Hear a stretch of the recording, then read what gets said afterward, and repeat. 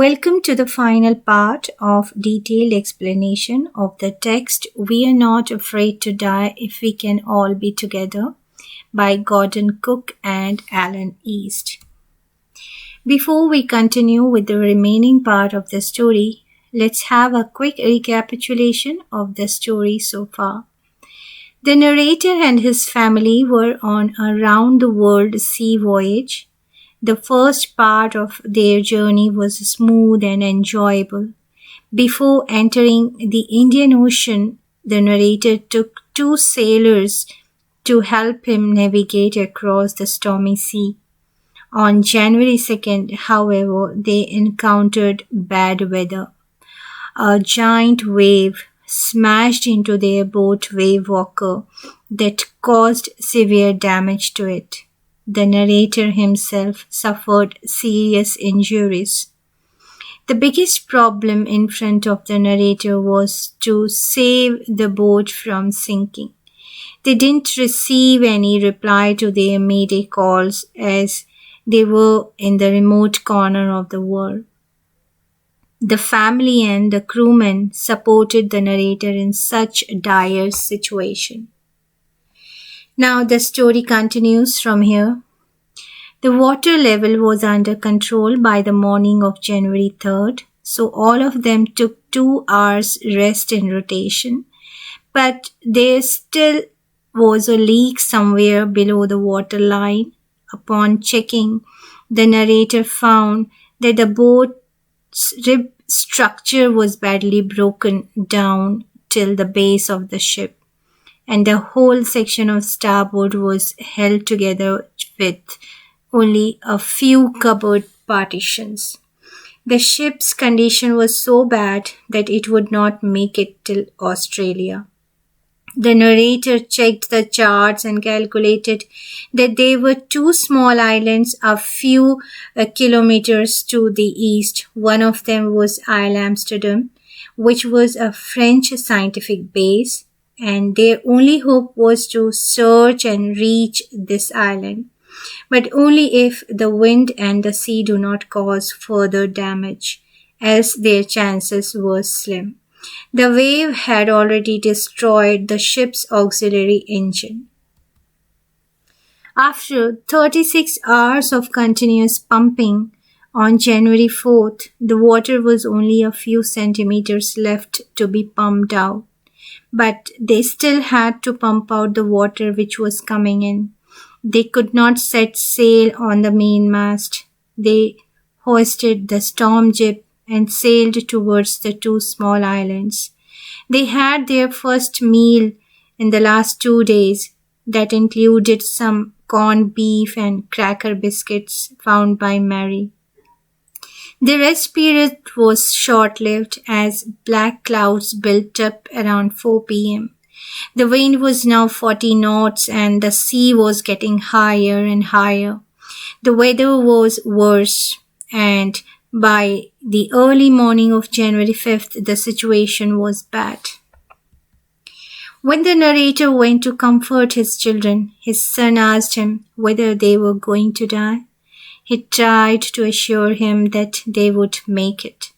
His son replied that they were not afraid to die till they all were together.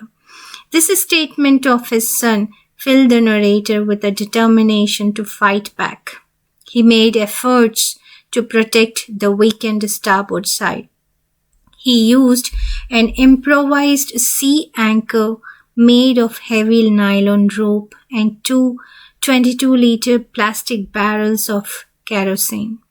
That same evening, the narrator and his wife sat holding hands, and they believed that their end was near.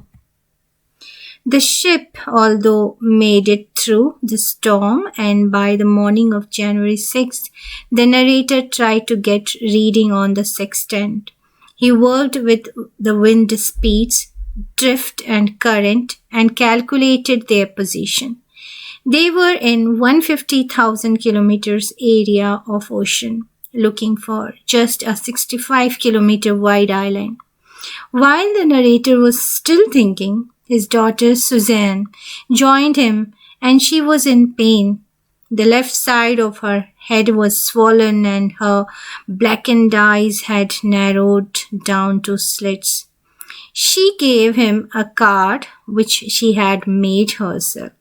On the front of the card was a cartoon image of her parents and with these words written about them, that they being funny people and how they made her laugh.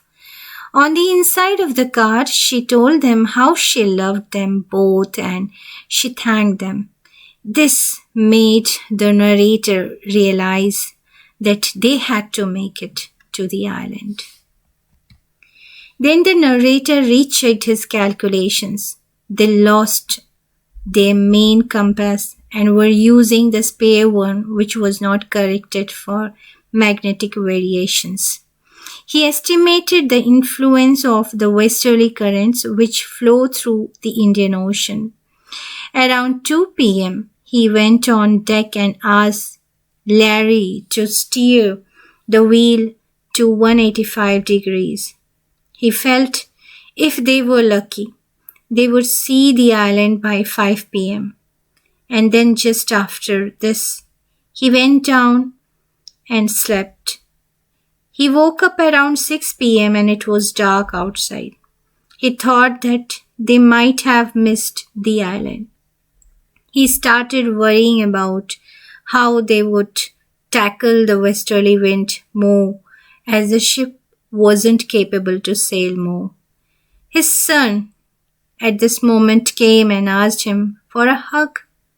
His daughter Suzanne followed him. Then he asked that why was he getting a hug? His son replied that he was the best daddy in the world and also called him the best captain. The narrator replied that he was afraid this time. Suzanne told him then that they had finally found the island, which was as big as a battleship. The narrator immediately rushed to the deck and gave a sigh of relief. They could see the complete outline of Isle Amsterdam. There was a bleak piece of volcanic rock in front of them. It had a little vegetation. It was at this moment the most beautiful island in the world. Then they moved the ship at some distance from the shore, and the next morning all the 28 inhabitants of the Amsterdam island helped them to move on the shore of the land. As he felt the land again on his feet after a long time, he thought of his crewmen and his wife. He also thought of his 7-year-old son, 7-year-old daughter who was injured badly. She had to go through 6 minor operations to remove the blood clot in her head. He also thought of his son, Jonathan, who never gave up and was not afraid to die. And with this, we come to the end of this story. And let's now have a look at some questions to check your understanding. The very first question is, why did the narrator's children, Jonathan and Suzanne, show courage in the hour of great storm? We have to mention how did both the children show their courage and support. The next question is, what was the situation on January 3rd? And what shocking thing did the narrator discover about the boat? Which place did they plan to take their boat? And what were the hindrances for the purpose? And then, what specific things did the narrator remember while making his calculations to reach Isle Amsterdam? When the narrator had land under his feet after a long period of struggle, how did he thank all? And with this, we come to the end of this session.